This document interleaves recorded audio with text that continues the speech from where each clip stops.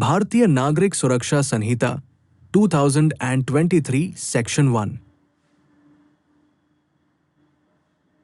Section 1 of the Bharatiya Nagarik Suraksha Sanhita 2023 BNSS is the introductory provision.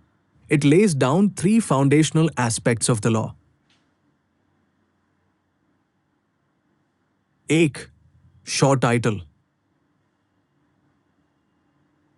This law is officially called the Bharatiya Nagarik Suraksha Sanhita 2023. Purpose. It provides a formal and recognizable name to the statute, replacing the Code of Criminal Procedure 1973 CRPC. 2. Extent, territorial applicability. The Sanhita extends to the whole of India. Meaning, the provisions of BNSS apply uniformly across all states and union territories of India. There is no regional limitation unless a specific provision states otherwise. 3. Commencement when it comes into force. The Sanhita comes into force on such date as the central government may notify in the official gazette. Key points. BNSS does not automatically apply from the date of enactment. The central government decides the effective date. Different provisions may be brought into force on different dates if so notified. Why Section AK is important? Although it does not deal with procedures or rights directly, Section 1 establishes the legal identity of BNSS,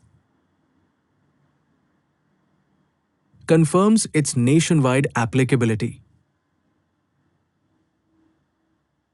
gives the government flexibility in implementation. Practical impact of commencement notifications under BNSS 2023 Section 1. When Section 1 says that the Bharatiya Nagarik Suraksha Sanhita 2023 comes into force on dates notified by the central government, it has important real-world consequences. 1. Law applies only after notification. BNSS provisions do not operate automatically from the date the Act was passed.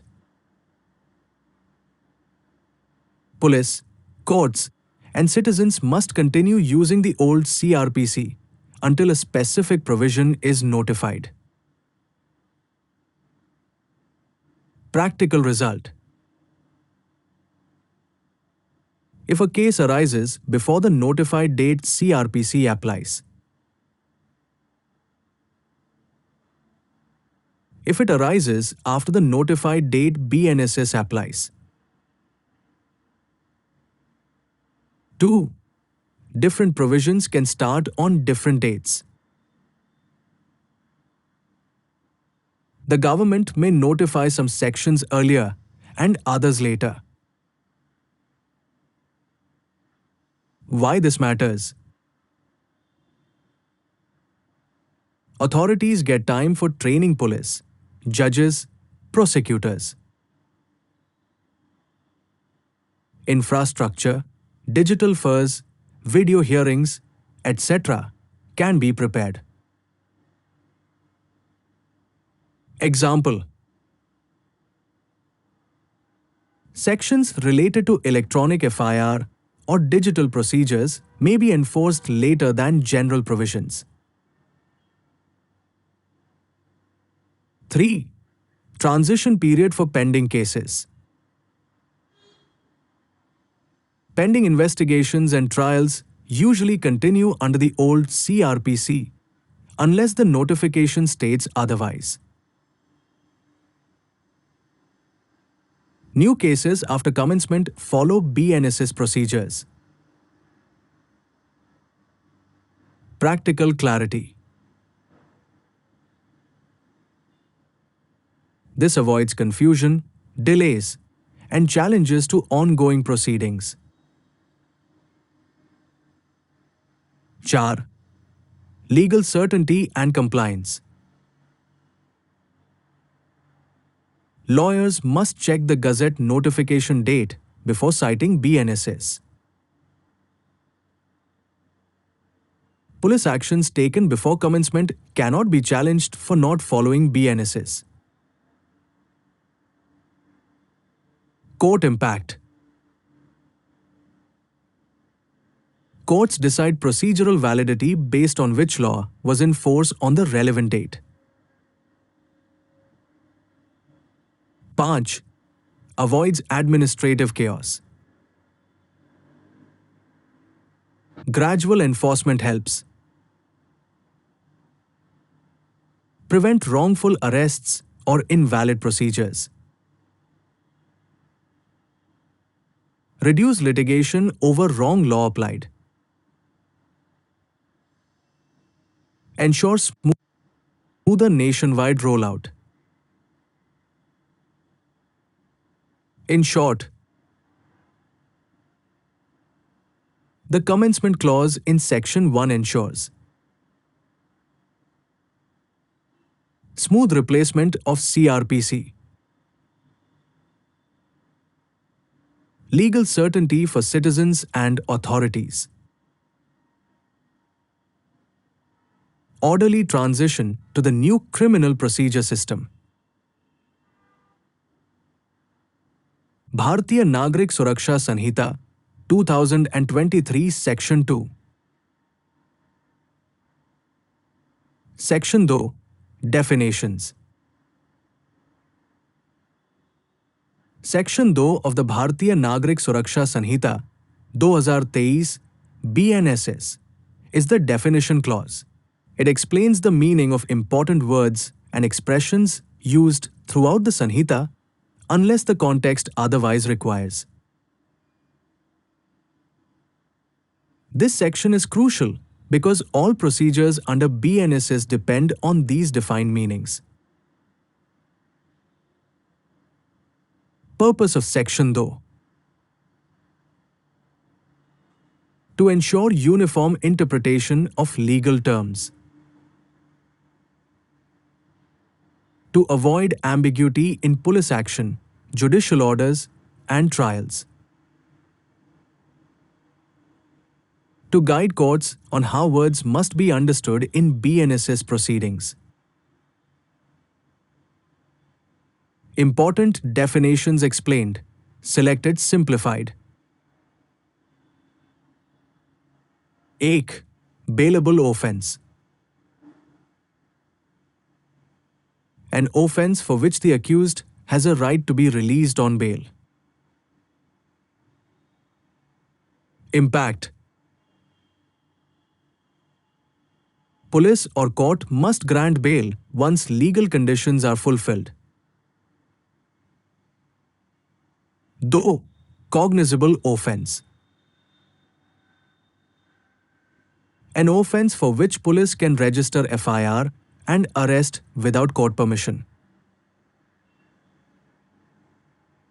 Examples: serious crimes like murder, rape, dacoity. 3. Non-cognizable offence. An offence where police cannot arrest or investigate without court order. Examples: defamation, minor hurt, subject to law. 4. Complaint. An allegation made to a magistrate, not police, that a person has committed an offence. does not include police report. 5. Investigation.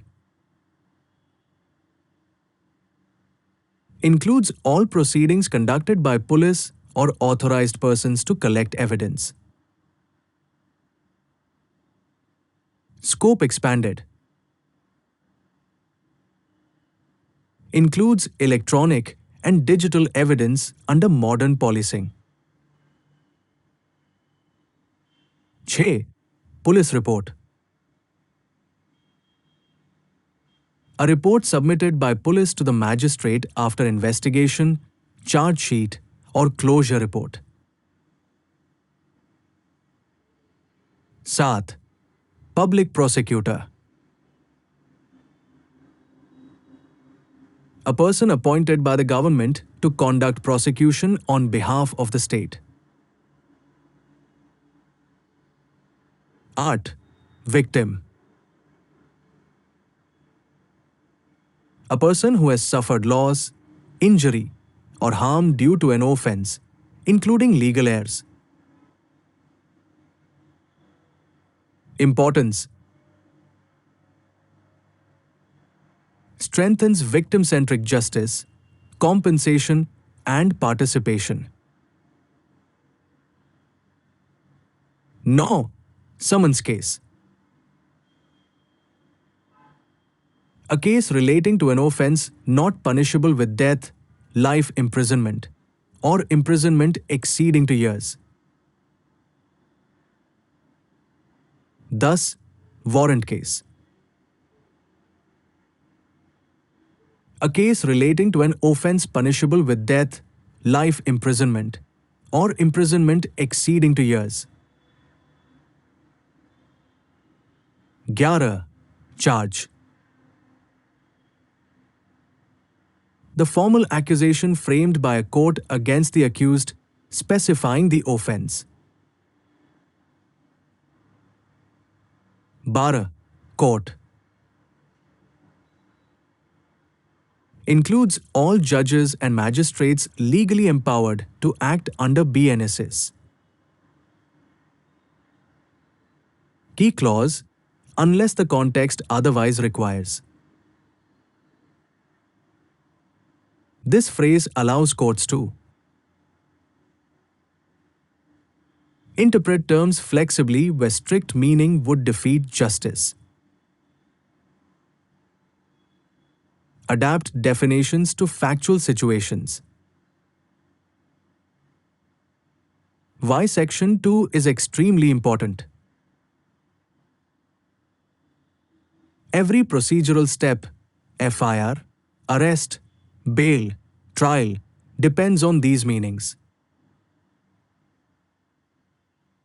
Misunderstanding definitions can invalidate proceedings. Lawyers frequently argue cases based on Section 2 interpretations. Comparison insight. Most definitions are retained from CRPC 1973, but BNSS aligns terms with Bharatiya Nyaya Sanhita 2023 BNS. Reflects digital era criminal procedure.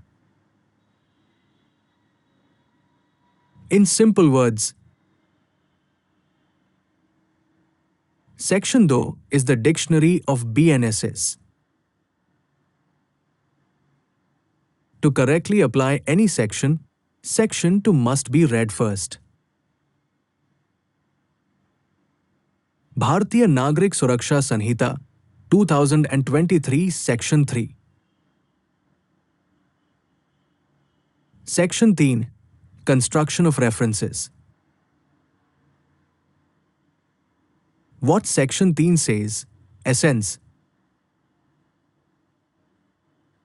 Section 3 explains how references in the BNSS should be interpreted, especially when the Sanhita refers to other laws, courts,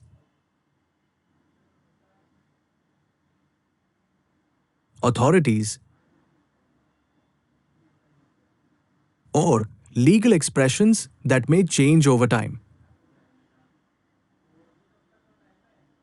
In simple terms, it is a rule of interpretation to avoid confusion when reading or applying the BNSS. Purpose of Section 3: to ensure clarity and consistency in interpreting legal references. To allow BNSS to function smoothly even when other laws are amended, replaced, or renamed. To prevent technical objections based on outdated terminology. Key principles under Section 3: simplified. 1. References to laws. If BNSS refers to any law, that reference includes that law as amended from time to time, or the new law that replaces it. Effect. BNSS remains effective even if related laws are changed in the future. 2. References to courts or authorities. If BNSS mentions a court, magistrate, or authority, it also includes any successor court or any authority that legally replaces or exercises the same powers. Example: if a new type of court replaces an older one, BNSS procedures still apply without needing amendment. 3. References to officers or functionaries. Mentions of officers, like police officers or magistrates, include officers lawfully exercising those powers, even if their designation changes. 4. Avoids narrow or outdated interpretation. Courts are directed not to interpret BNSS mechanically based on old names or structures. Judicial approach. Focus on function and power, not merely the title. Why Section 3 is important. Prevents legal loopholes due to renaming or restructuring of law courts. Supports continuity of criminal justice administration. Reduces unnecessary litigation based on technicalities. Practical example. Suppose BNSS refers to a provision of another criminal law. If that law is later amended or replaced, the BNSS reference automatically applies to the amended or new provision unless expressly excluded. Comparison with old law. Section 3 BNSS is substantially similar to Section 3 of the CRPC, 1973. However, it aligns references with the new criminal law framework, BNS, BNSS, BNDS. In simple words, Section 3 tells us how to read and understand references in BNSS. It ensures the law stays relevant, adaptable, and functional over time. Bharatiya Nagarik Suraksha Sanhita 2023 Section 3 Section 3 Construction of References. What Section 3 deals with? Section 3 lays down rules for interpreting references made in the Bharatiya Nagarik Suraksha Sanhita 2023 BNSS. It ensures that references to laws, courts, authorities, and officers remain valid even if names, structures, or laws change over time. Core Principle. BNSS must be read dynamically, not rigidly. References are to be understood by function and authority, not merely by name. Key provisions explained. 1. References to other laws. When BNSS refers to any law, it means that law as amended from time to time or any new law that replaces it unless a contrary intention appears. Effect. BNSS continues to operate smoothly even if related laws are amended or repealed.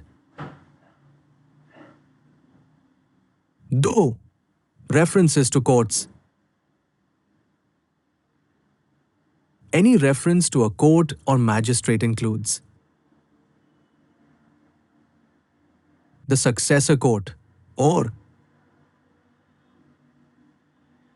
any court that legally exercises the same powers. Example. If a new court structure replaces an existing one, BNSS procedures still apply. 3. References to authorities or officers. Mentions of authorities or officers include those who are lawfully empowered to perform those functions, even if their designation or rank changes. 4. Functional interpretation. Courts must look at nature of power, function performed, not the technical title used in BNSS. Why Section 3 is important. Prevents technical challenges based on outdated references. Ensures continuity of criminal procedure. Avoids frequent amendments just to update names or structures. One-line exam answer. Section 3 BNSS provides rules for interpreting references to laws, courts, and authorities so that such references include amendments, replacements, and successor bodies. Section 4. Trial of offences under the Bharatiya Nyaya Sanhita and other laws. What Section 4 is about? Section 4 explains which procedural law will govern the trial, investigation, inquiry, and arrest for offences committed in India. In simple words, it tells us when BNSS applies and when special laws override it. Textual essence of Section 4. Section 4 states that all offences under the Bharatiya Nyaya Sanhita 2023 BNS shall be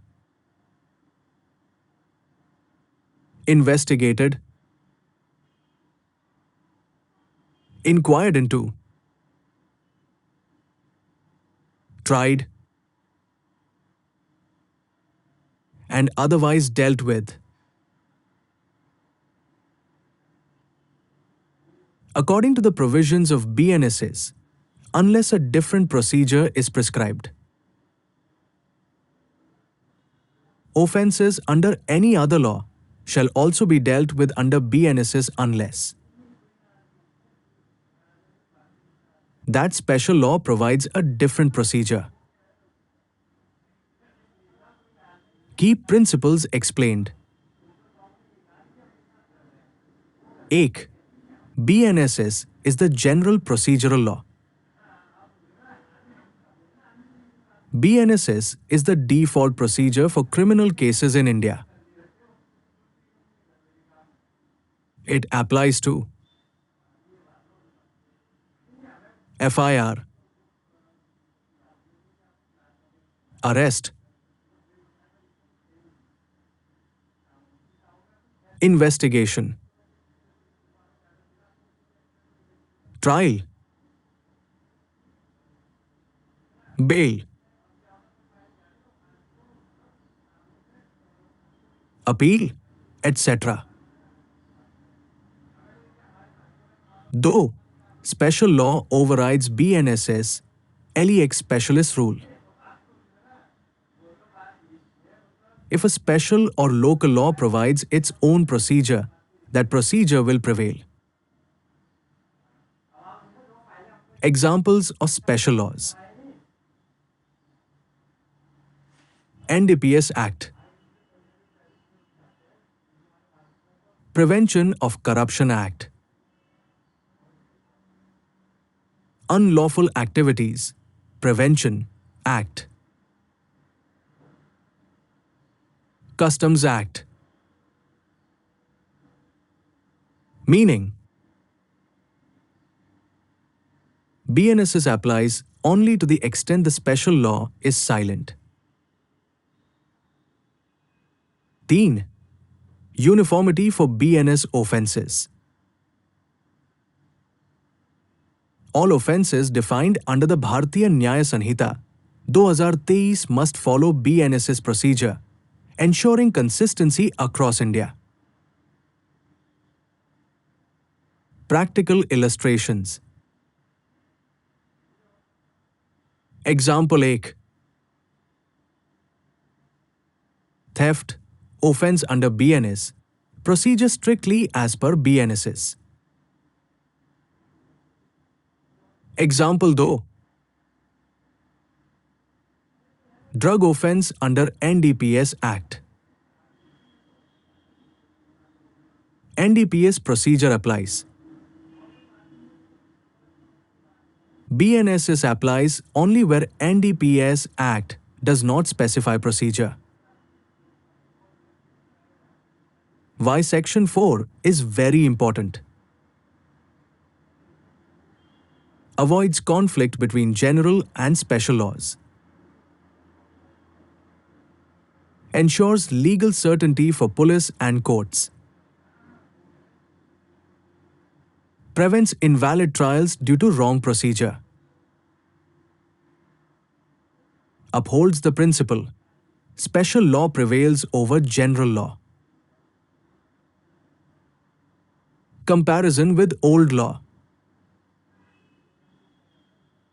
Section 4 BNSS corresponds to Section 4 of the CRPC 1973.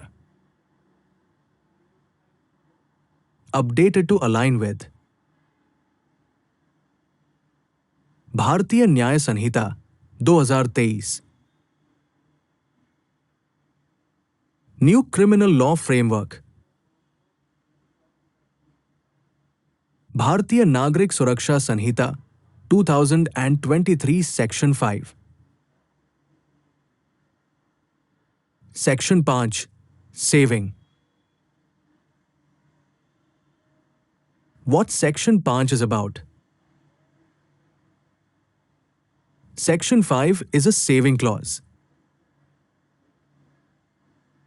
It protects the validity of past actions, proceedings, and orders taken under the old criminal procedure law before the BNSS came into force. In simple terms, it ensures that the change of law does not disturb what was lawfully done earlier. Core idea of Section 5. Change of procedure does not invalidate past proceedings. Anything done under the previous law. Investigations.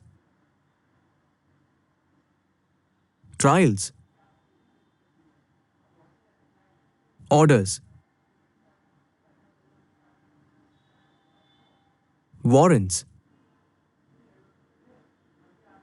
Summons. Bail proceedings.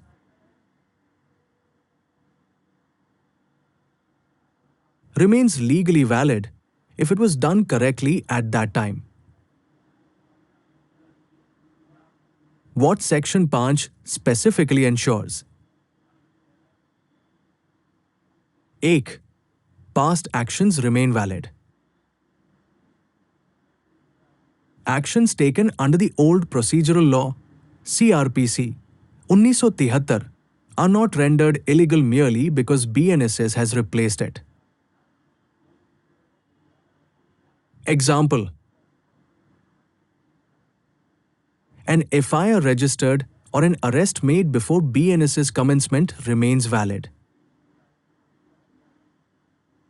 Though pending cases are protected. Ongoing investigations and trials do not automatically lapse. They continue smoothly, following the applicable transition rules. 3. Avoids legal chaos. Without Section 5, thousands of pending cases could be challenged. Accused persons could argue that proceedings are void due to change of law. Section 5 prevents such misuse. Legal principle behind Section 5. This section is based on the doctrine Acta legitime facta non-recipient retractationem. Acts lawfully done do not require undoing. Practical illustration. A charge sheet filed before BNSS commencement valid. A warrant issued under old law enforceable. A trial partly conducted earlier does not restart.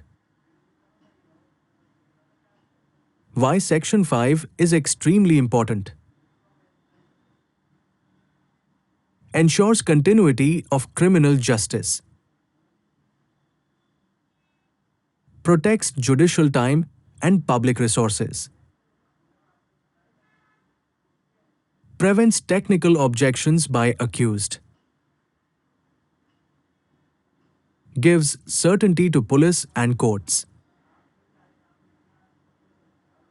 In simple words, Section 5 says, whatever was legally done under the old procedure remains legal even after BNSS. Bharatiya Nagarik Suraksha Sanhita, 2023, Section 6. Section 6. Classes of criminal courts. What Section 6 is about? Section 6 lays down the hierarchy, classes, of criminal courts that function under the Bharatiya Nagarik Suraksha Sanhita 2023 BNSS.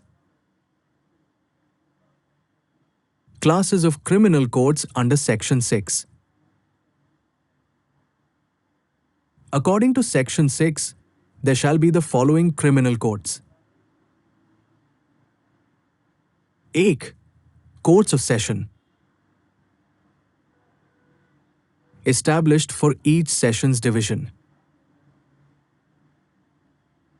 Deal with serious offences like murder, rape, dacoity, etc.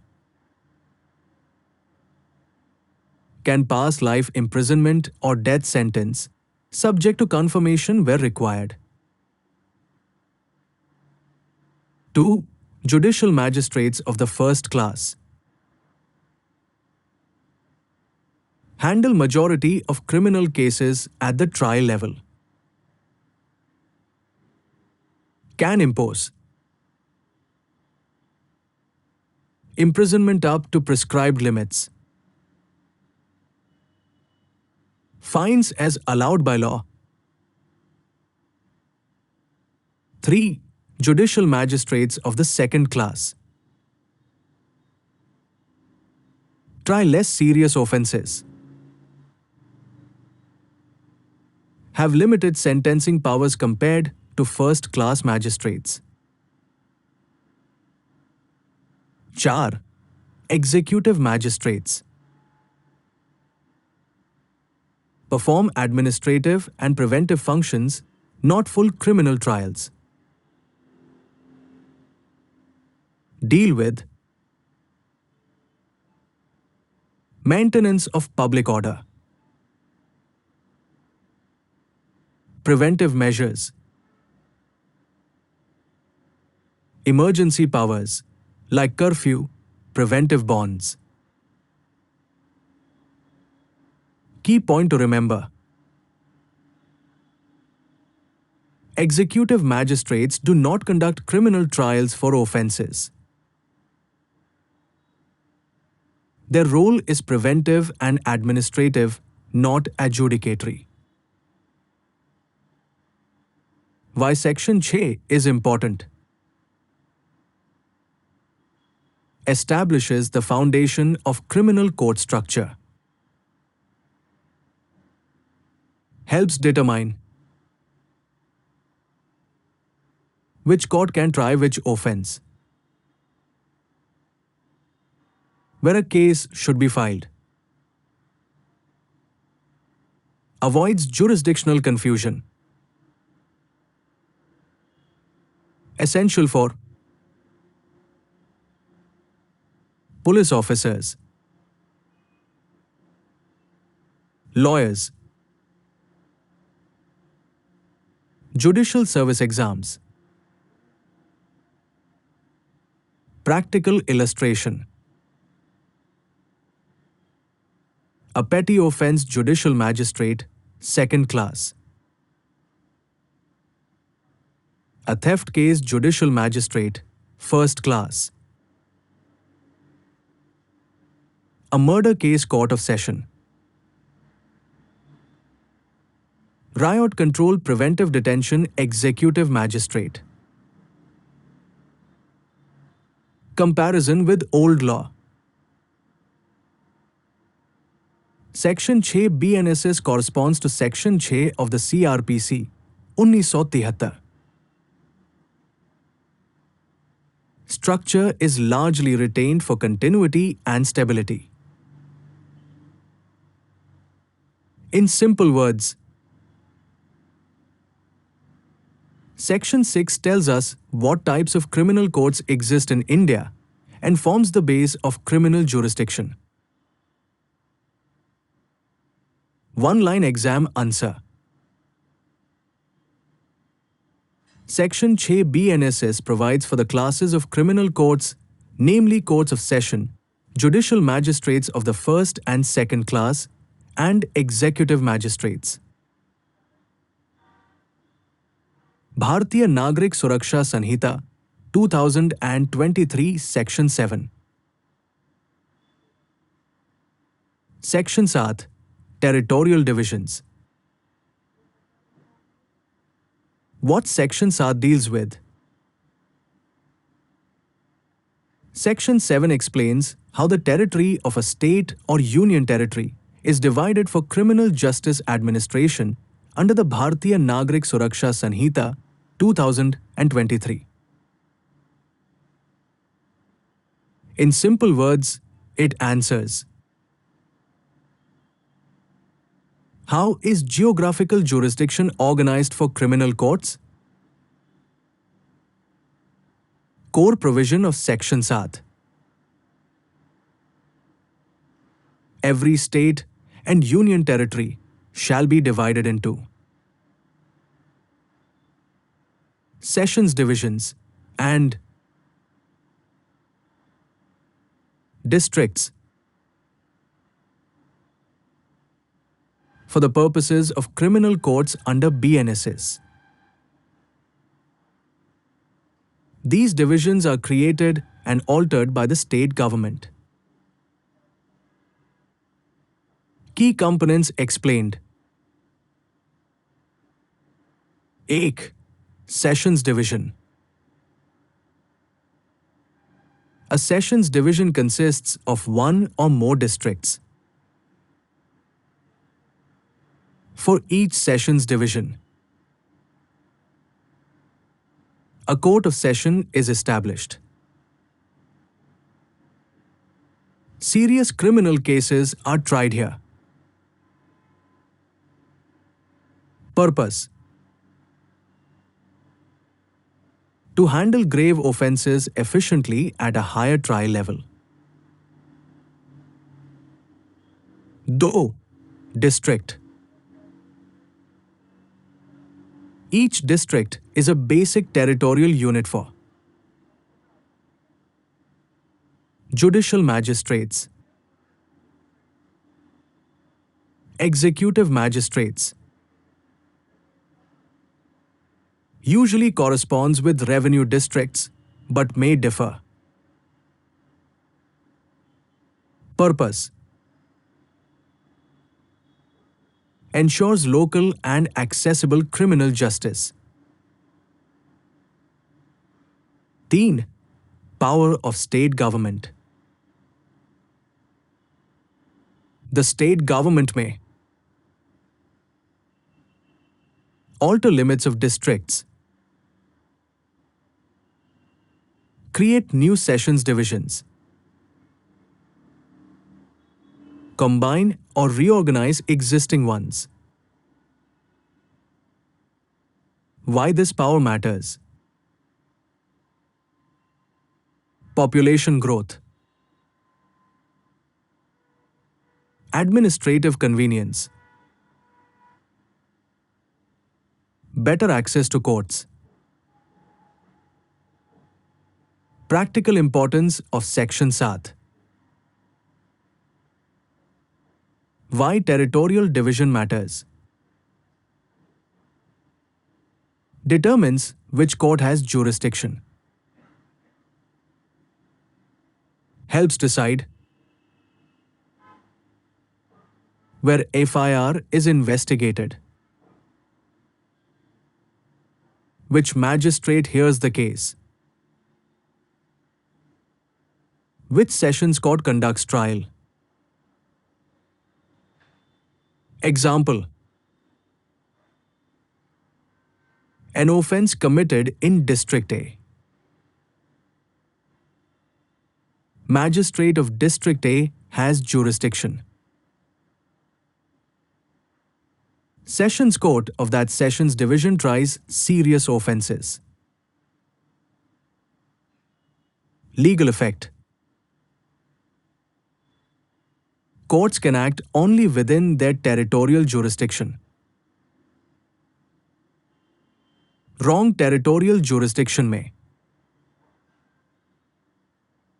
delay trial, require transfer of case,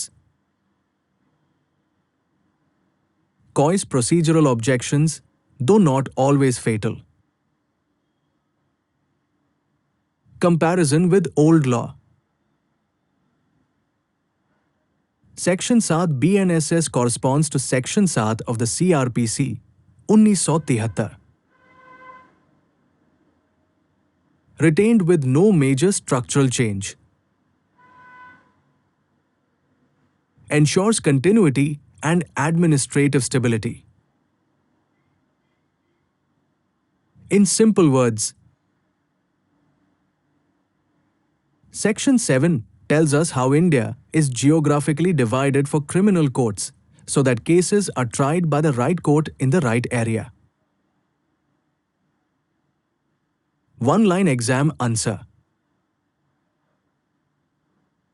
Section 7 BNSS empowers the state government to divide the state into sessions divisions and districts for the establishment and functioning of criminal courts. Bharatiya Nagarik Suraksha Sanhita, 2023, Section 8. Section 8. Court of Session. What Section 8 is about? Section 8 explains how courts of session are established and who presides over them under the Bharatiya Nagarik Suraksha Sanhita, 2023. In simple terms, it answers: who runs the sessions court and how is it structured? Main provisions of Section 8. 1. Establishment of Court of Session. For every sessions division, there shall be a Court of Session.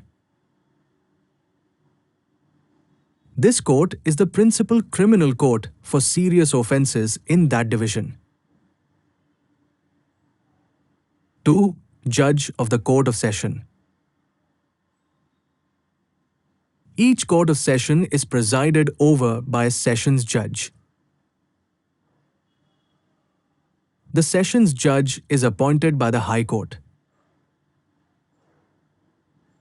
Importance: ensures judicial independence and separation from the executive. 3. Additional Assistant Sessions Judges. The High Court may also appoint additional Sessions Judges, Assistant Sessions Judges. Purpose: to reduce workload, to ensure speedy trial of serious criminal cases. 4. Powers of Judges. Sessions Judge and Additional Sessions Judge generally exercise same powers. Assistant Sessions Judge has limited sentencing powers as prescribed by law. Why Section 8 is important? Establishes the backbone of criminal trial system for grave offences. Clarifies judicial hierarchy and authority. Ensures serious crimes are tried by senior judicial officers. Crucial for framing charges, conducting trials,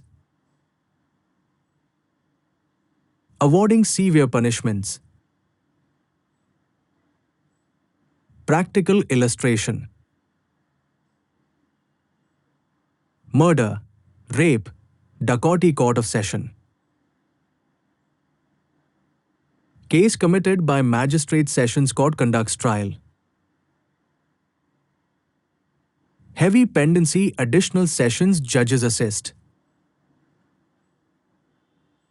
Comparison with old law. Section 8 BNSS corresponds to Section 9 of the CRPC, 1973. structure and intent remain largely unchanged. Renumbered and aligned with the new criminal law framework. In simple words, Section 8 tells us who constitutes the Sessions Court and how it functions. It ensures that serious criminal cases are handled by experienced judges. One-line exam answer.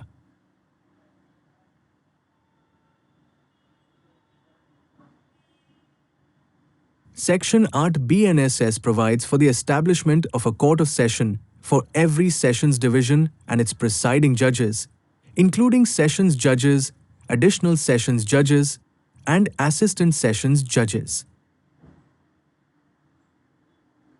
Section 9 Courts of Judicial Magistrates BNSS 2023. What it means? Simple explanation. Section 9 establishes the system of judicial magistrate courts in each district. It says that in every district, the state government, after consulting the High Court, must set up judicial magistrates of the first class and judicial magistrates of the second class at such places as the state government decides by notification, official announcement. The law also allows the state government, again after High Court consultation, to create special courts of judicial magistrates for specific cases or categories of cases. When such a special court is formed for a particular type of case in a local area, other ordinary magistrate courts in that area cannot try those cases, only the special court will hear them. The provision ensures that there's a defined structure of lower criminal courts, magistrates, throughout the country to handle criminal matters at the district level. Why this matters? It gives a legal foundation for criminal courts below the Sessions Court. It clarifies who can try what cases at the magistrate level. It allows specialization of magistrate courts for certain case categories via special courts. In short, Section 9 sets up the magistrate-level court system in each district and explains how these courts should be established and organized. Section 10 Chief Judicial Magistrate and Additional Chief Judicial Magistrates. What this section means? Simple explanation. 1. Appointment of Chief Judicial Magistrate CJM. In every district, the High Court must appoint a judicial magistrate of the first class as the Chief Judicial Magistrate. This person is the senior magistrate in that district and is responsible for overseeing the functioning of other judicial magistrates in criminal matters. 2. Appointment of Additional Chief Judicial Magistrates, Additional CJMs. The High Court may also appoint one or more additional Chief Judicial Magistrates from among the judicial magistrates of the first class. These additional CJMs may be given all or certain powers that the Chief Judicial Magistrate has as the High Court directs. This helps distribute workload or manage larger courts efficiently. 3. Subdivisional Judicial Magistrates SDJM. The High Court can designate a first-class judicial magistrate in any subdivision of the district as a subdivisional judicial magistrate. The High Court can also relieve them from the responsibilities assigned under this section when necessary. 4. Supervisory powers of SDJMs. Under the general control of the Chief Judicial Magistrate, a subdivisional judicial magistrate can supervise and control the work of other judicial magistrates in their subdivision, except additional CJMs, as the High Court may specify by order. In simpler terms, the Chief Judicial Magistrate (CJM) is like the head magistrate for a district. Additional CJMs assist the CJM and may have similar powers. Subdivisional magistrates help manage magistrate courts within smaller administrative parts of the district. The High Court is the authority that appoints these magistrates and decides how powers and responsibilities are distributed. Why this matters?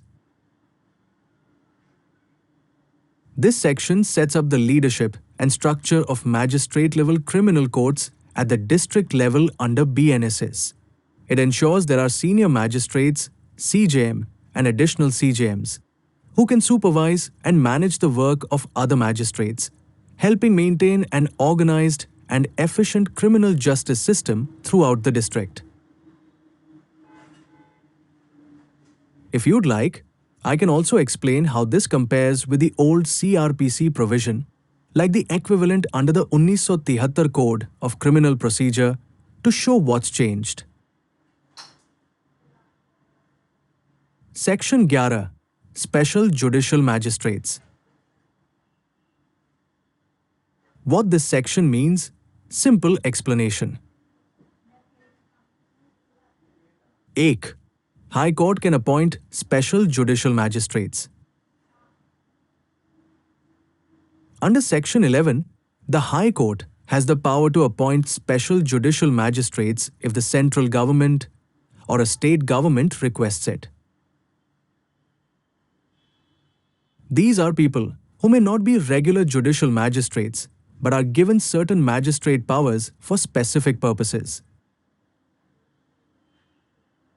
Though powers can relate to specific cases or classes of cases. The High Court can grant such persons all or some of the powers that a judicial magistrate of the first class or second class normally has, but only for particular cases or categories of cases and only in a specific local area. 3. Qualifications and experience requirement. No one can be appointed as a special judicial magistrate unless they have the qualifications or legal experience that the High Court specifies in its rules. 4. Term of appointment. A special judicial magistrate is appointed for a term, period of service, and this term cannot exceed 1 year at a time unless the High Court orders otherwise. 5. Designation and title. These appointed officers are officially called special judicial magistrates. In simpler terms, sometimes additional or temporary magistrate-like officers are needed to deal with special kinds of cases or to ease court workload. The High Court can choose someone, usually someone with legal experience or qualifications, to act as a special judicial magistrate, but only if the central or state government requests it. These magistrates can exercise the powers of regular magistrates only for designated cases and within a specific area. Their appointment is short-term, generally up to 1 year, and they must meet the qualifications that the High Court sets. Why this matters? Section 11 allows flexibility in the criminal justice system by enabling temporary or specialized magistrates to be appointed when needed, for example, to handle surges in cases in certain regions, or to deal with specialized categories of offenses, or to ensure efficient justice delivery in areas with limited magistrates. Such appointments don't replace regular magistrates, but supplement them for specific purposes. Section 12. Local jurisdiction of judicial magistrates. What this section means? Simple explanation. 1. Who decides the local limits of a magistrate's area? Under Section 12, the Chief Judicial Magistrate (CJM), with the control of the High Court, can define the local territorial limits within which judicial magistrates, appointed under Sections 9 and 11, can exercise their powers under the BNSS.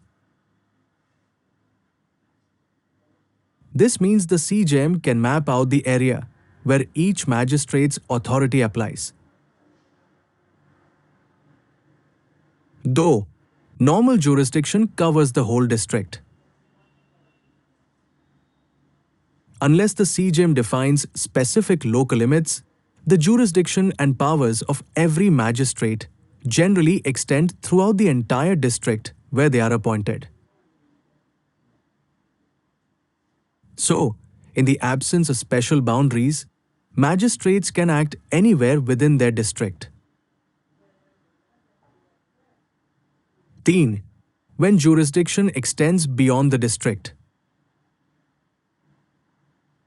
If a magistrate's local jurisdiction, as defined under Section 9 or Section 11, extends to areas outside the district where they normally hold court, then any reference in the BNSS to the Court of Session or Chief Judicial Magistrate in relation to such a magistrate should be read as a reference to the Court of Session or CJM responsible for the district where the magistrate ordinarily sits, unless the context clearly requires otherwise.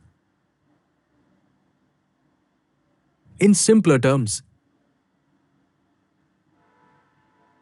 the Chief Judicial Magistrate can set specific local areas within which subordinate magistrates can work. If no such local area is set, a magistrate's powers normally apply to the whole district. If a magistrate's authority goes beyond their district boundaries, the law clarifies how references to higher courts, like Sessions Court or CJM, should be interpreted in relation to that magistrate's jurisdiction. Why this matters? Section 12 helps organize the geographical boundaries of a magistrate's authority. This is important because magistrates' powers, e.g., dealing with investigations, hearings, bail matters, are often tied to specific areas. Setting clear local limits ensures that magistrates are exercising power within clearly defined areas. Higher courts and other authorities know which magistrate handles which region, and there's no confusion when a magistrate's jurisdiction crosses into neighboring districts. Here's a clear English explanation of Section 13 of the Bharatiya Nagarik Suraksha Sanhita, 2023, BNSS. Section 13. Subordination of judicial magistrates. What this section means? Simple explanation. 1. Hierarchy. Who is under whom? Every Chief Judicial Magistrate (CJM) is subordinate to the Sessions Judge of the district. Every other judicial magistrate, like first-class or second-class magistrates, is under the general control of the Sessions Judge and subordinate to the Chief Judicial Magistrate. This means the court structure has a clear chain of command. Sessions Judge Chief, Judicial Magistrate, other judicial magistrates. 2. Work distribution among magistrates. The Chief Judicial Magistrate can, from time to time, make rules or issue orders, as long as they are consistent with the BNSS, regarding how work is distributed among the magistrates who are under their authority. In simpler terms, Section 13 sets up the reporting structure for magistrates. The Chief Judicial Magistrate answers to the Sessions Judge and all other magistrates work under the overall supervision of the Sessions Judge but are directly overseen by the Chief Judicial Magistrate. It also gives the Chief Judicial Magistrate a role in deciding who does what among the magistrates below them, helping organize judicial work efficiently. Why this matters? This provision clarifies administrative control and judicial hierarchy within the criminal court system established by the BNSS law. It ensures who reports to whom is legally defined. The Sessions Judge remains the senior authority in the Sessions Division. The Chief Judicial Magistrate manages subordinate magistrates and work is distributed properly among magistrates to handle criminal cases effectively. Section 14 Executive Magistrates. What this section means? Simple explanation. 1. Appointment of executive magistrates. Section 14 allows the state government to appoint as many persons as it considers appropriate in each district to serve as executive magistrates. Among these appointed officers, the state government must designate one person as the district magistrate. 2. Additional district magistrates. The state government can also appoint any executive magistrate to be an additional district magistrate, and that person will exercise the powers of the district magistrate that the state government specifies. 3. Temporary acting powers.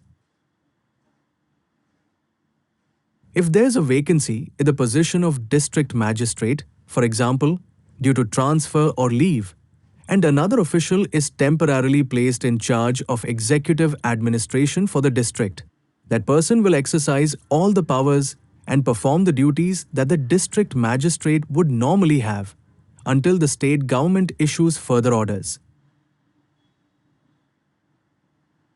4. Appointment as subdivision magistrates. The state government may, as needed, assign an executive magistrate to be in charge of a subdivision, a smaller administrative unit of a district. Such an officer is commonly known as a subdivisional magistrate. The government may also remove or transfer such assignments.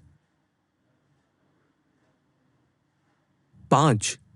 Delegation of powers to district magistrate. The state government may, by general or special orders, delegate its powers under this section to the district magistrate, subject to conditions and control it considers appropriate.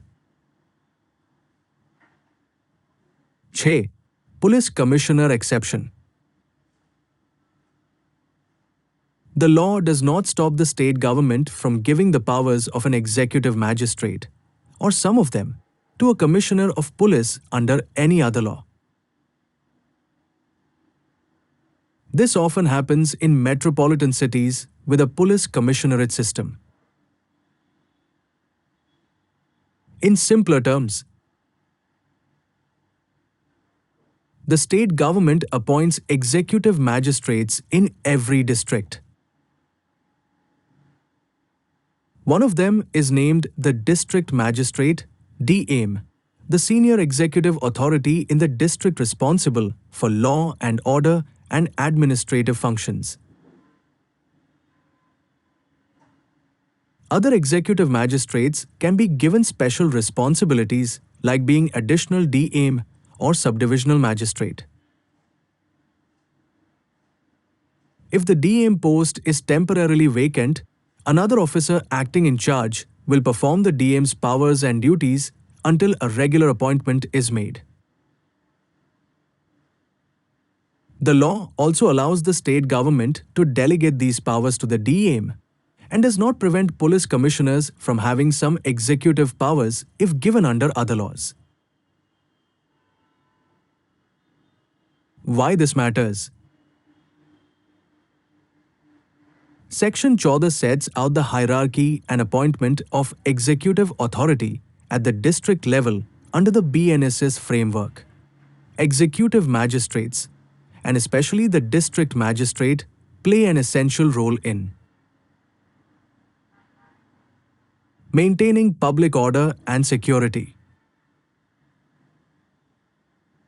issuing orders to prevent crime or public nuisance under law, coordinating between police, civil administration, and judiciary, and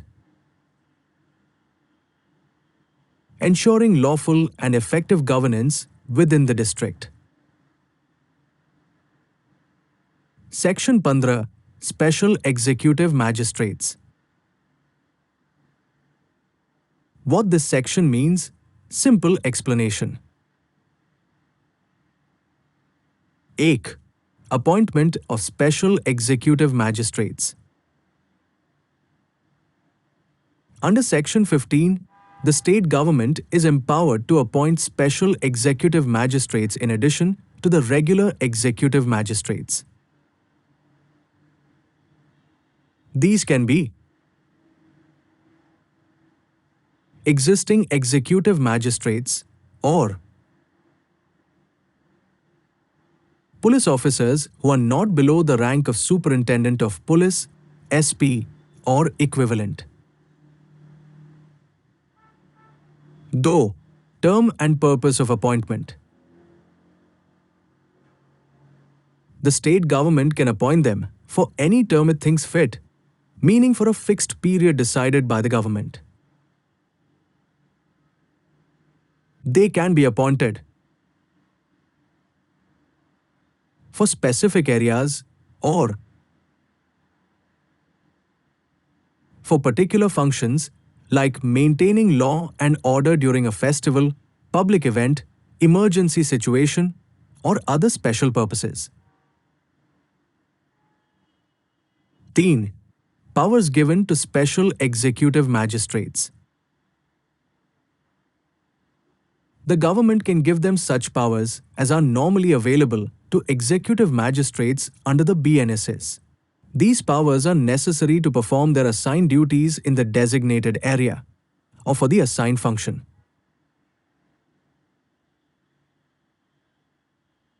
In simpler terms, Special Executive Magistrates, SEMs, are extra officers appointed by the state government to handle special situations or work in specific regions where extra executive authority is required. These SEMs can be senior police officers like SPs or above, or regular executive magistrates.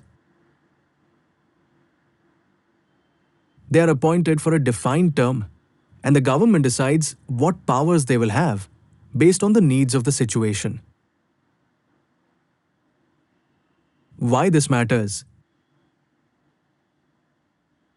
This provision gives the state government flexibility to respond quickly to special law and order situations, assign experienced police officers or magistrates to important executive tasks, and empower them with magisterial authority when needed, even outside of the regular administrative structure.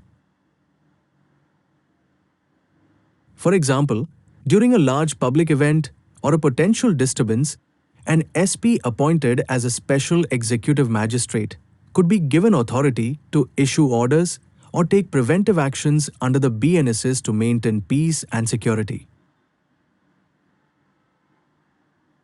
Comparison with the previous law, CRPC.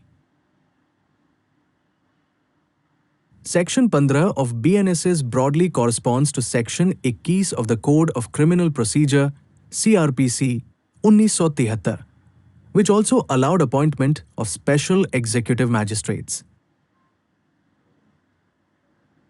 However, under BNSS, it explicitly empowers the state government to appoint senior police officers like SPs as SEMs and tailor their powers to particular functions or areas, offering more operational flexibility.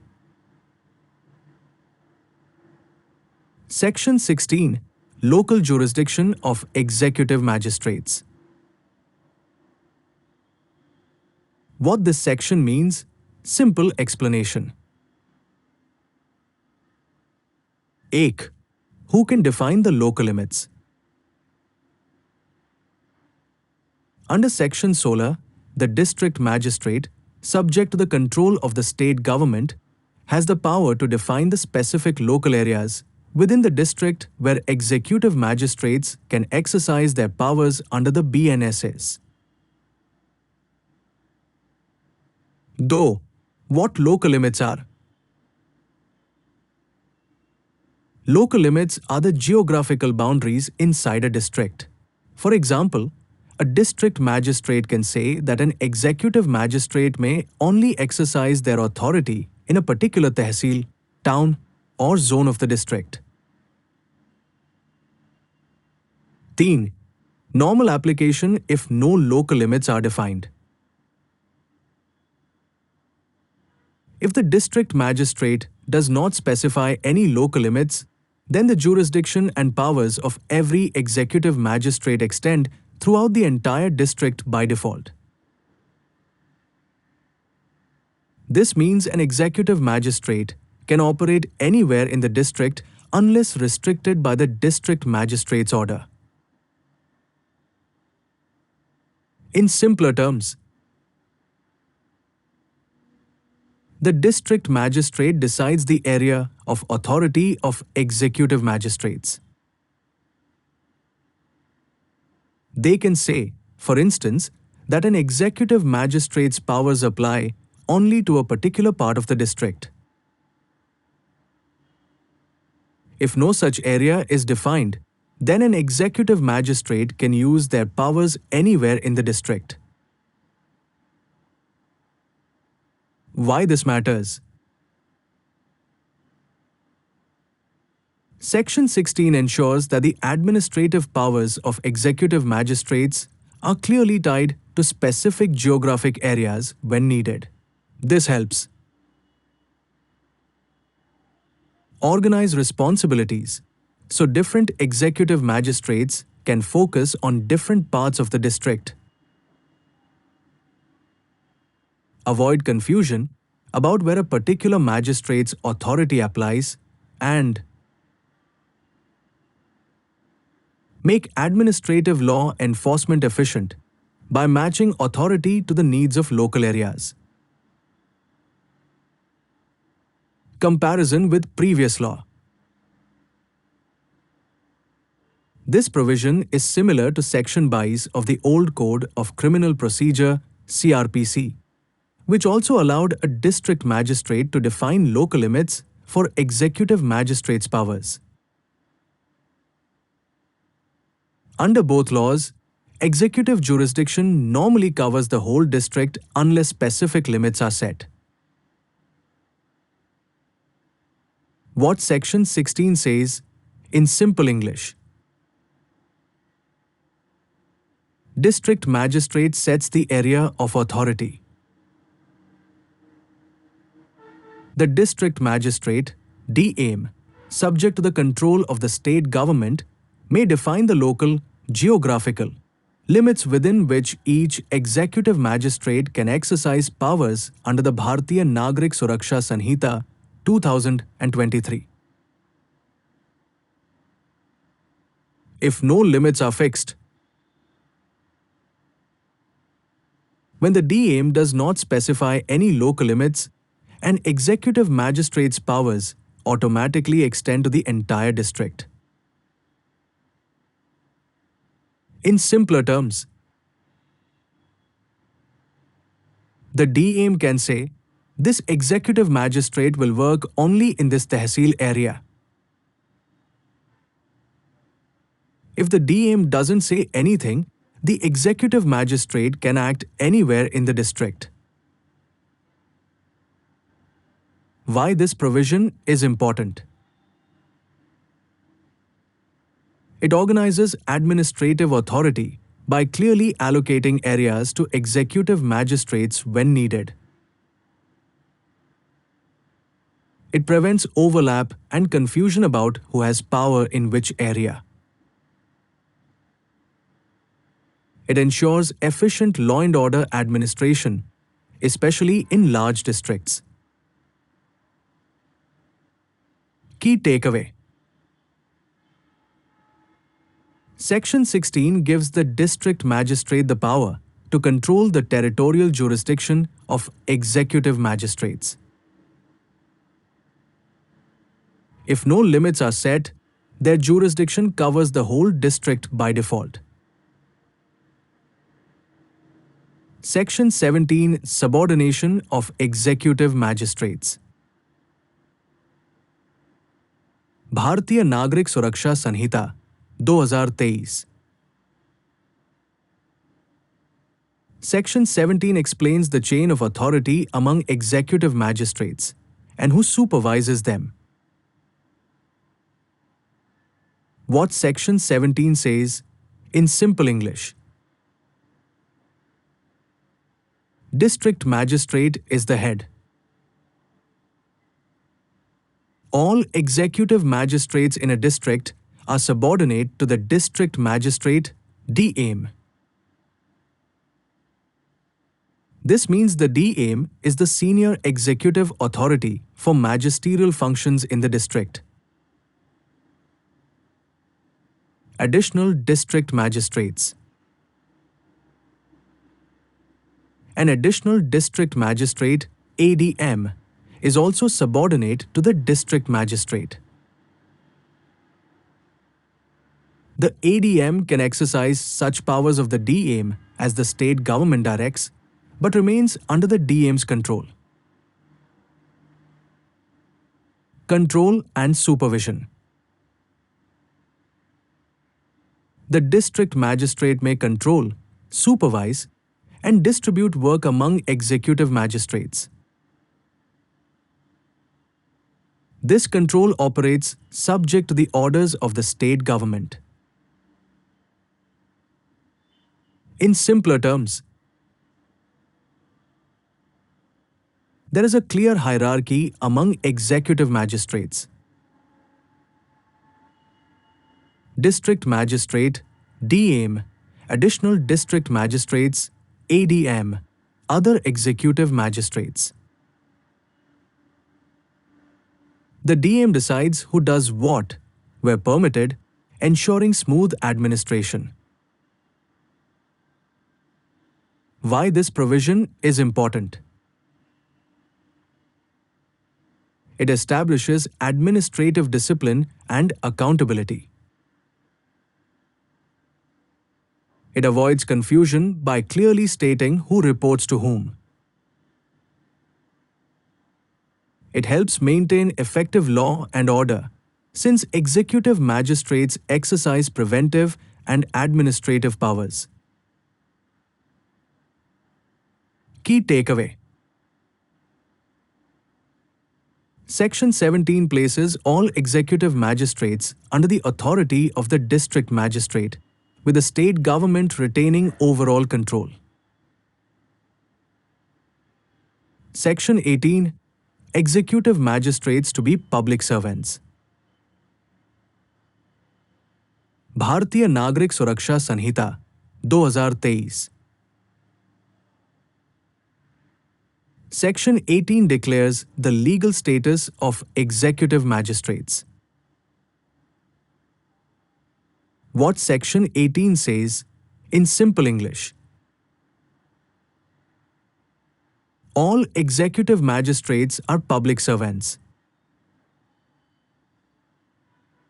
Any person appointed as an executive magistrate under the Bharatiya Nagarik Suraksha Sanhita 2023 is legally treated as a public servant. In simpler terms, when an executive magistrate performs official duties like issuing preventive orders, maintaining public order, or exercising administrative powers, the law recognizes them as public servants. This gives their official acts legal authority and protection, and also makes them accountable under laws applicable to public servants. Why this provision is important? Legal protection. Actions done in good faith while performing official duties receive protection under law. Accountability.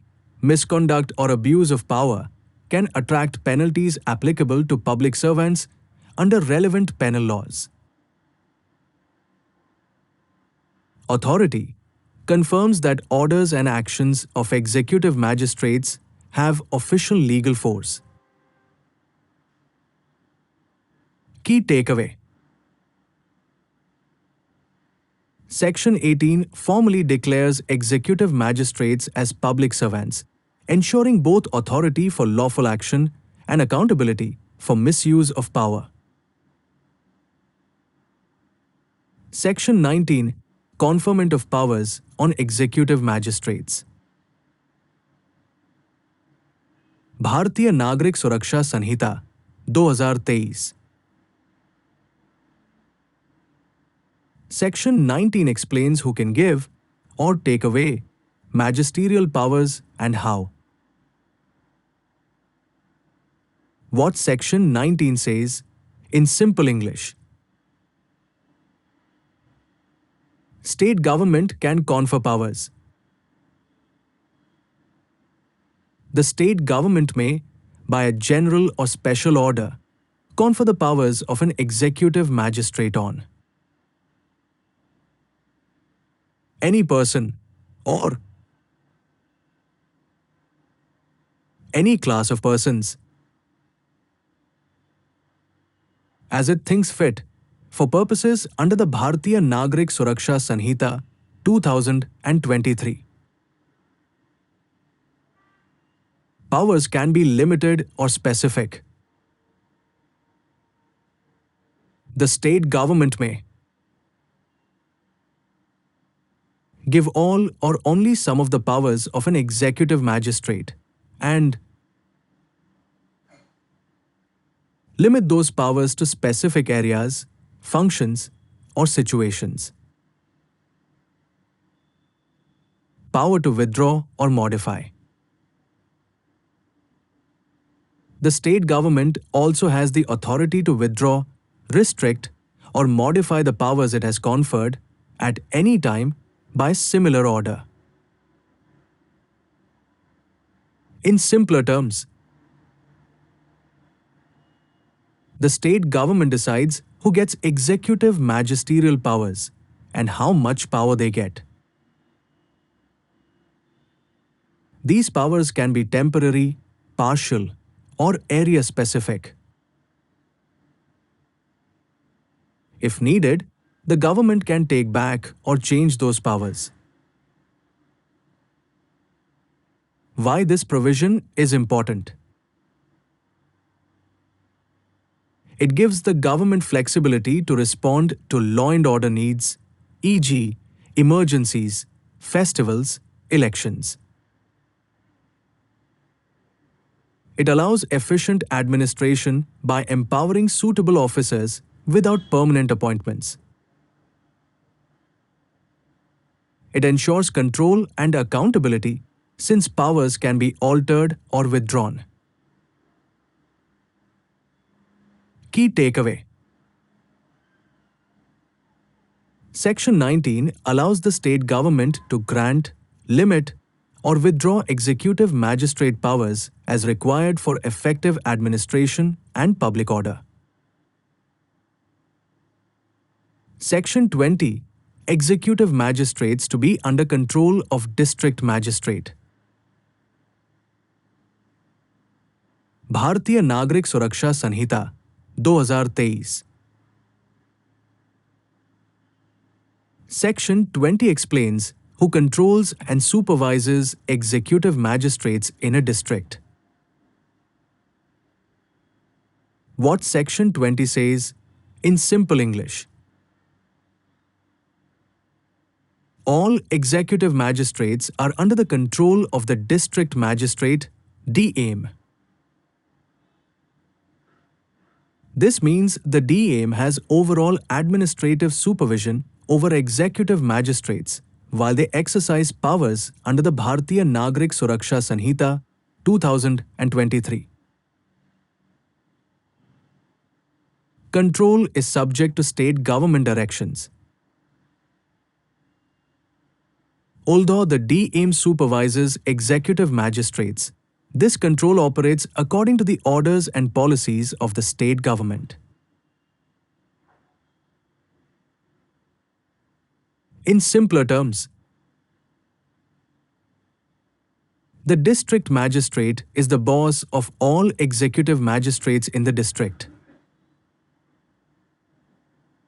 Executive magistrates must work under the DAM's guidance and supervision. The state government remains the highest authority, and the DAM must follow its directions. Why this provision is important? It ensures unity of command in executive and preventive administration. It avoids confusion by clearly stating who supervises executive magistrates. It helps maintain effective law and order, especially during emergencies or preventive actions. Key takeaway. Section 20 places all executive magistrates under the administrative control of the district magistrate, while keeping the state government as the ultimate authority. This section works closely with sections 14-19, which deal with appointment, jurisdiction, powers, and subordination of executive magistrates. Section 21. Executive magistrates and police officers acting as executive magistrates. भारतीय नागरिक सुरक्षा संहिता 2023. Section 21 clarifies the position and authority of police officers when they are given executive magisterial powers. What Section 21 says in simple English.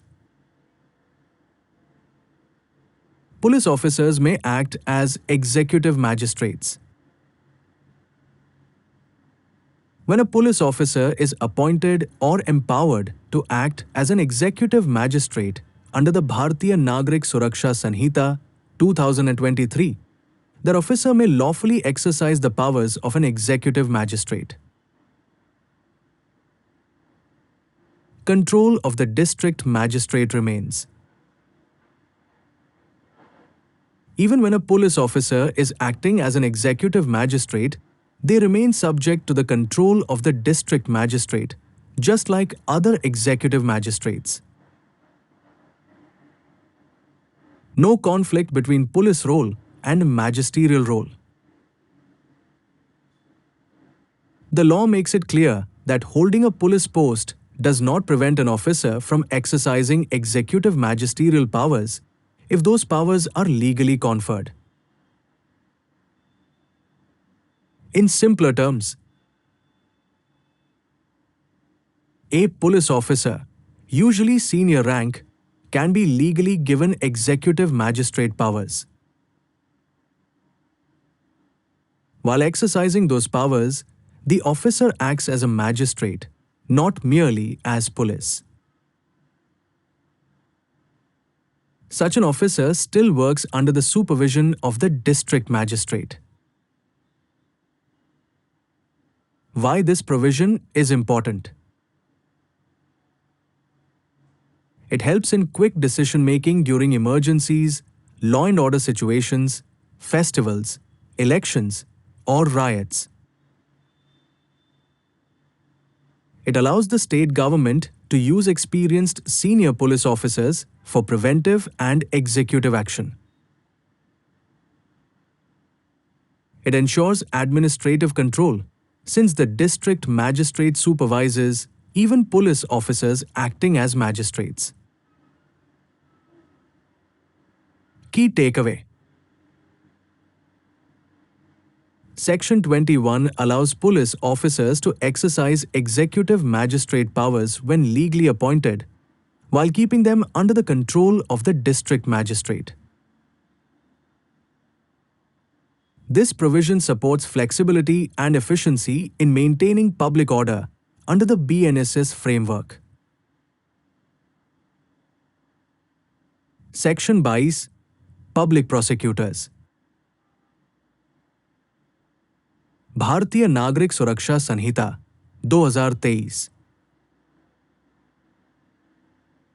Section 22 deals with the appointment and role of public prosecutors who conduct criminal prosecutions on behalf of the state. What Section 22 says in simple English: appointment by the state government. The state government must appoint public prosecutors, PPs, for every district to conduct prosecutions in criminal courts under the Bharatiya Nagarik Suraksha Sanhita 2023. Additional public prosecutors.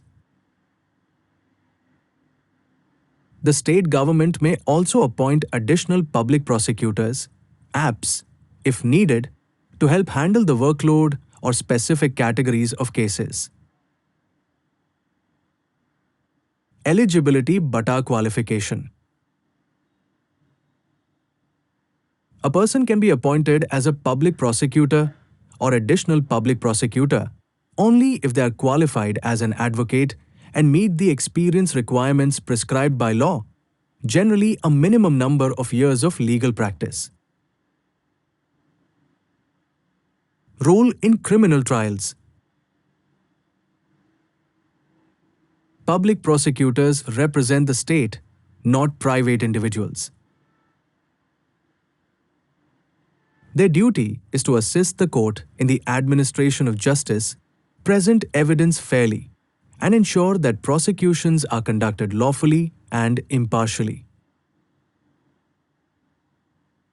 In simpler terms, public prosecutors are government lawyers who argue criminal cases for the state. The state government appoints them for each district and can also appoint additional prosecutors if required. They must be qualified and experienced advocates. Their primary responsibility is justice, not merely securing convictions. Why this provision is important? It ensures that criminal cases are properly presented before courts. It maintains a professional and accountable prosecution system. It protects the public interest by ensuring prosecutions are fair, lawful, and evidence-based. Key takeaway. Section 22 provides the legal framework for appointing public prosecutors and additional public prosecutors to represent the state in criminal proceedings. Section 23 Assistant Public Prosecutors. भारतीय नागरिक सुरक्षा संहिता 2023. Section 23 explains who assistant public prosecutors are, how they are appointed, and what they do. What Section 23 says in simple English. Appointment by the state government. The state government must appoint assistant public prosecutors, APPs, for conducting prosecutions in the courts of magistrates under the Bharatiya Nagarik Suraksha Sanhita 2023. Who can be appointed? An assistant public prosecutor must be a qualified advocate, legally eligible to practice law. Role and function. APPs conduct criminal cases before magistrate courts, generally less serious offences compared to sessions court cases. They represent the state, not private complainants.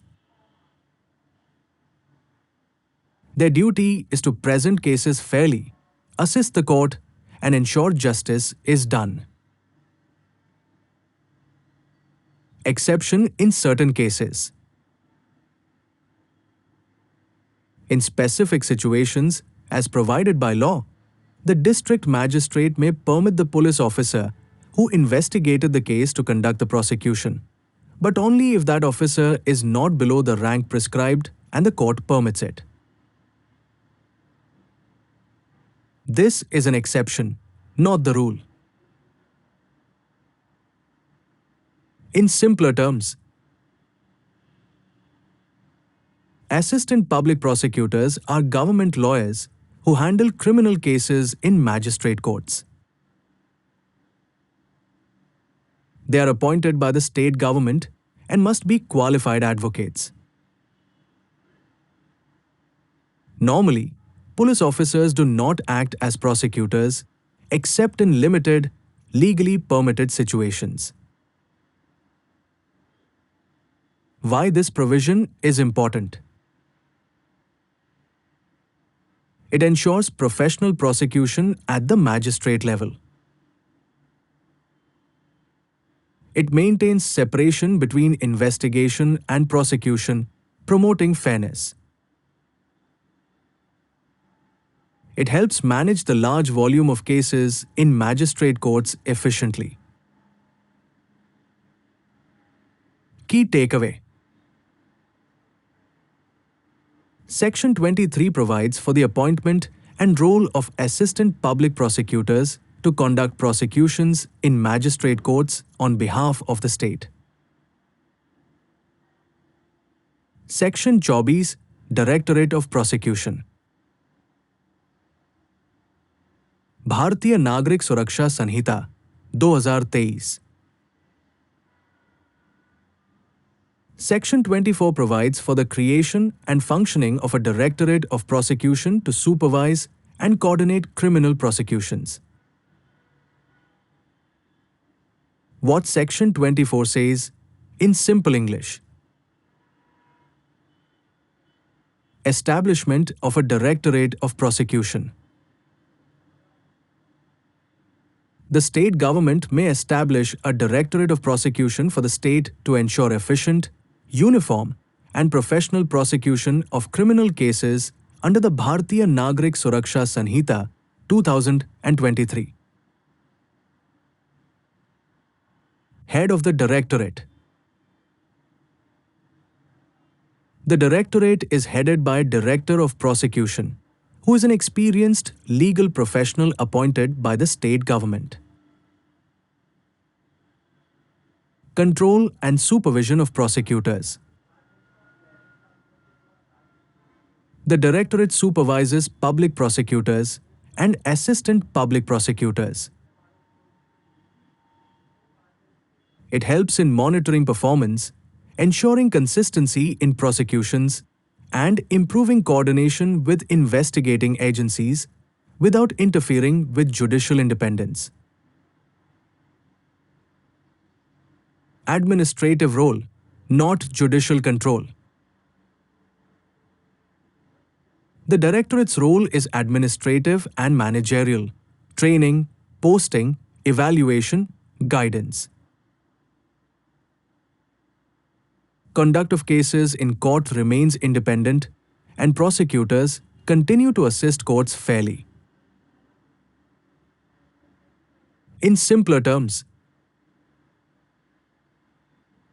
the state can create a central prosecution office, directorate, to manage and improve how criminal cases are prosecuted.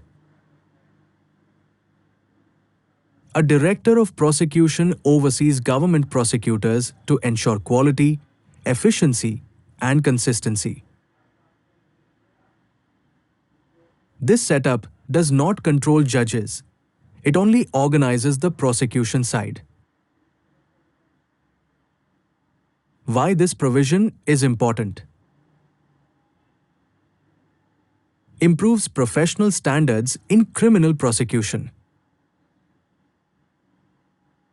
Ensures better coordination between police, investigation, and prosecutors, trial. Helps reduce delays and inconsistencies by central supervision and training. Key takeaway. Section 24 enables the state to set up a Directorate of Prosecution headed by a Director of Prosecution to administratively supervise and strengthen criminal prosecutions. Section 25 Appointment of prosecutors for the High Court. Bharatiya Nagarik Suraksha Sanhita 2023. Section 25 deals with how prosecutors are appointed to conduct criminal cases in the High Court. What Section 25 says in simple English. Appointment by the state government. The state government shall appoint a public prosecutor and may appoint one or more additional public prosecutors for the High Court to conduct criminal prosecutions, appeals, and other proceedings under the Bharatiya Nagarik Suraksha Sanhita 2023. Qualification requirement. A person can be appointed as a public prosecutor or additional public prosecutor for the High Court only if they are an advocate with the required minimum legal experience as prescribed by law. Role in High Court proceedings. These prosecutors represent the state in criminal matters before the High Court. Conduct appeals, revisions, bail matters, and other criminal proceedings, and assist the High Court by presenting cases fairly and objectively, not merely to secure convictions. In simpler terms, High Court prosecutors are senior government lawyers appointed specifically to handle criminal cases in the High Court. They must be experienced advocates. Their duty is to assist the court and uphold justice while representing the state. Why this provision is important? Ensures experienced legal representation for the state at the High Court level. Maintains professional and consistent prosecution in serious and complex criminal matters. Protects the quality and integrity of criminal justice at the appellate stage. Key takeaway. Section 25 provides for the appointment of qualified public prosecutors and additional public prosecutors to conduct criminal cases on behalf of the state in the High Court. Section 26 Appointment of prosecutors for the district. Bharatiya Nagarik Suraksha Sanhita 2023. Section 26 explains how prosecutors are appointed to conduct criminal cases at the district level, especially before sessions courts. What Section 26 says in simple English. Appointment by the state government. The state government shall appoint a public prosecutor, PP, for each district or group of districts and may appoint one or more additional public prosecutors, APs, to conduct prosecutions before the sessions courts and other courts as specified under the Bharatiya Nagarik Suraksha Sanhita 2023. Consultation with the district judiciary. Before making these appointments, the state government consults the district magistrate, who prepares a panel of eligible advocates in consultation with the sessions judge.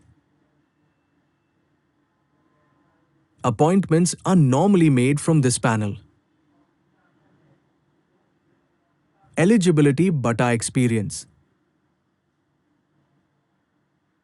A person can be appointed as a PP or AP only if they are a qualified advocate with a prescribed minimum years of legal practice. Experience requirements are set by law rules. Role and duty. District-level prosecutors represent the state in serious criminal cases, generally triable by sessions courts. Conduct trials, appeals, and related proceedings and are expected to act fairly and independently, assisting the court to reach a just decision. In simpler terms, district prosecutors are government lawyers who handle criminal cases at the district level, mainly in sessions courts.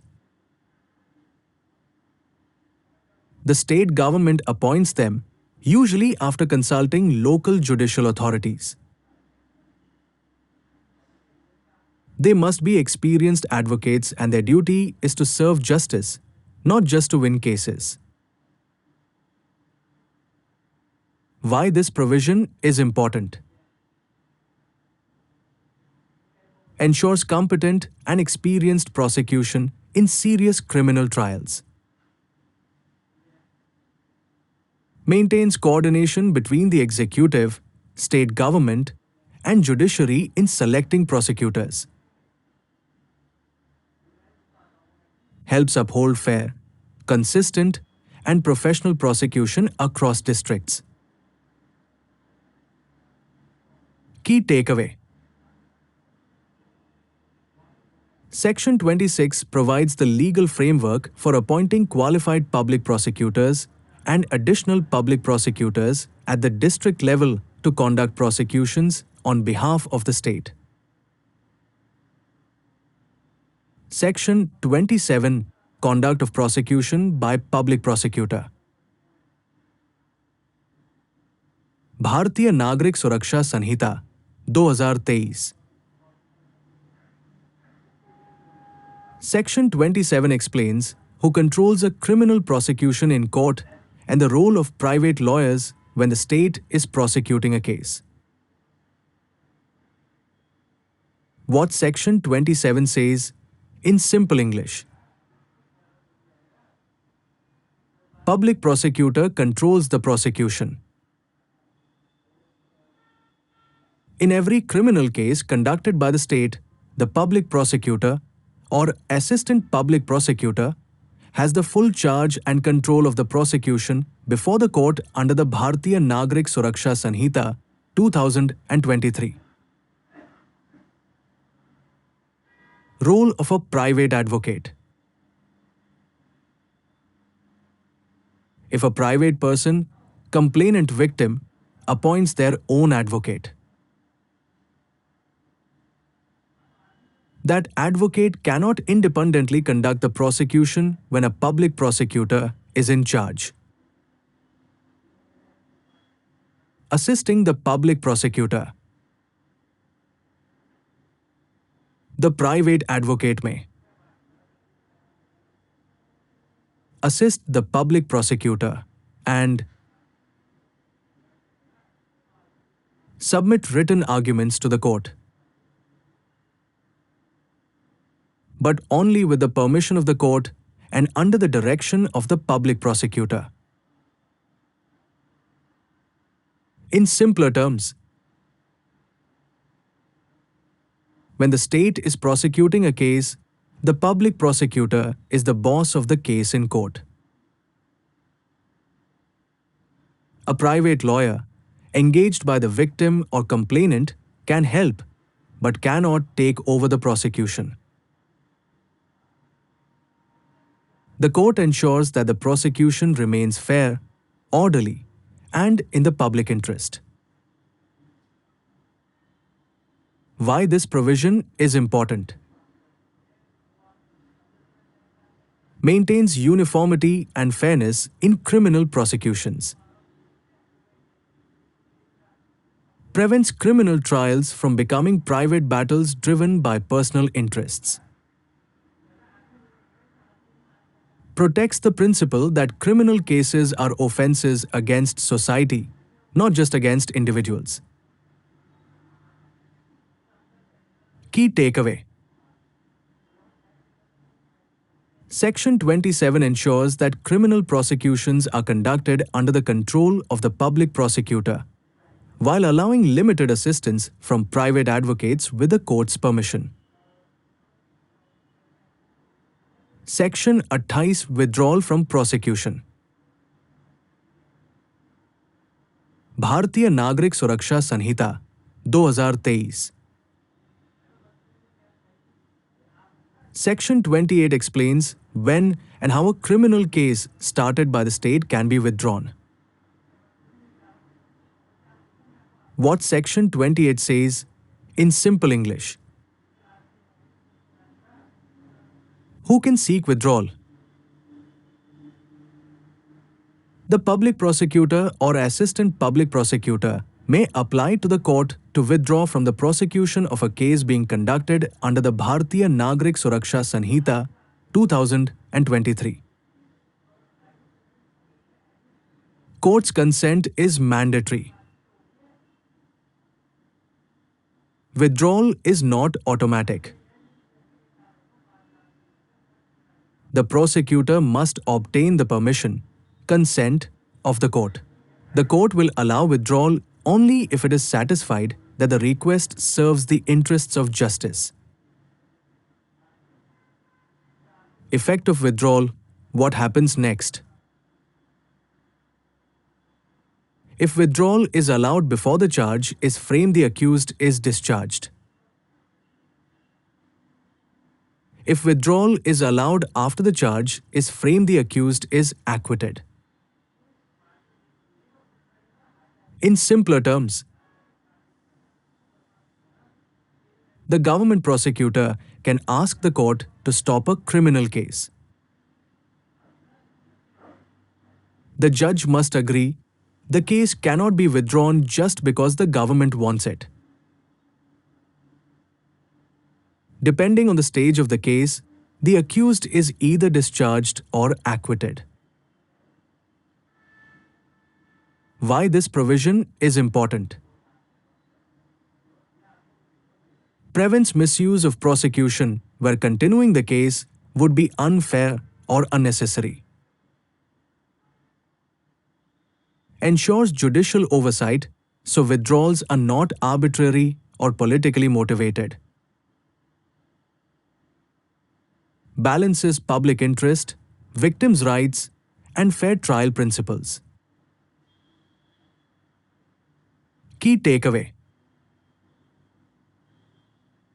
Section 28 allows the public prosecutor to withdraw a criminal case only with the court's permission, and clearly states the legal effect of such withdrawal on the accused. Section 29 Permission to conduct prosecution. भारतीय नागरिक सुरक्षा संहिता 2023. Section 29 explains when and how a person other than the regular public prosecutor may be allowed to conduct a prosecution. What Section 29 says in simple English. Court's permission is required. No person can conduct a prosecution in a criminal court without the permission of the court except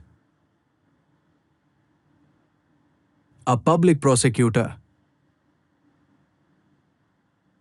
an assistant public prosecutor, or a pleader advocate appointed by the government for that case. Under the Bharatiya Nagarik Suraksha Sanhita 2023, who may be permitted, with the court's approval, a private person or advocate, for example, the complainant's lawyer, may be allowed to conduct the prosecution in appropriate cases. Court's discretion and control. The court decides whether to grant permission, keeping in mind the interest of justice, fairness of the trial, and proper conduct of proceedings. In simpler terms, normally, government prosecutors conduct criminal cases. If someone else wants to prosecute, like a private complainant's lawyer, they must first get the court's permission. The judge ensures the prosecution remains fair and orderly.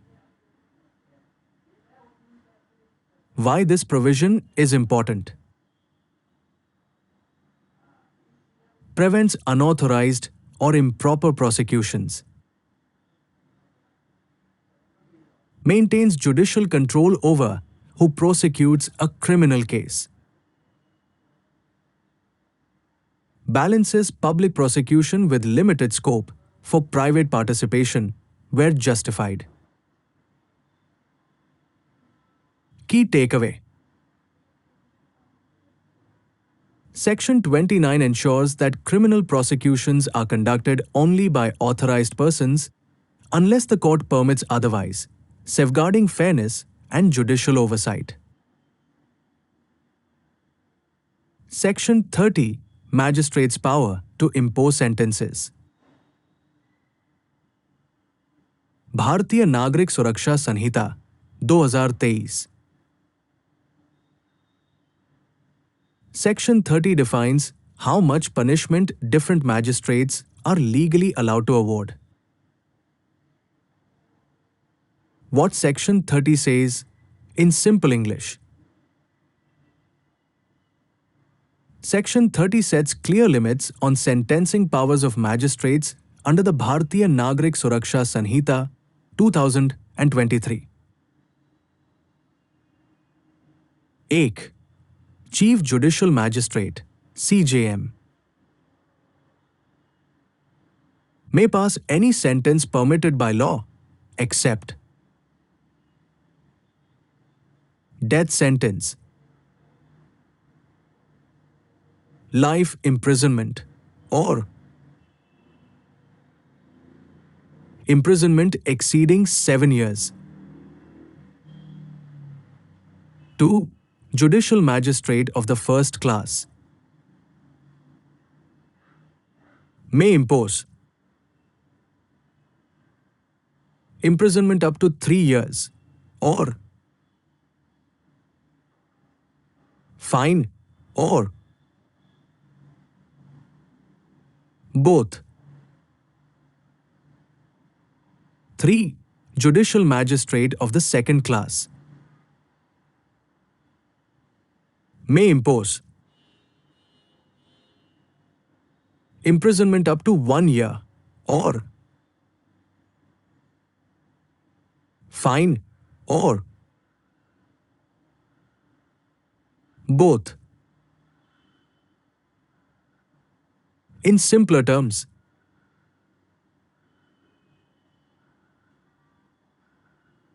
different magistrates have different limits on punishment. Serious punishments, death, life imprisonment, long jail terms are reserved for higher courts, mainly sessions courts. Law magistrates deal with less serious offences and therefore have restricted sentencing powers. Why this provision is important?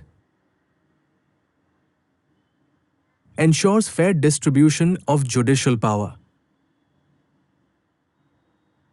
Prevents lower courts from imposing excessive punishment.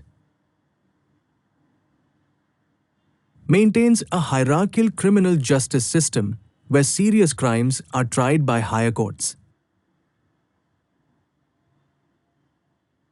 Key takeaway. Section 30 clearly fixes the maximum punishment each category of magistrate can award, ensuring proportional justice and judicial discipline. Section 31. Public when to assist magistrates and police.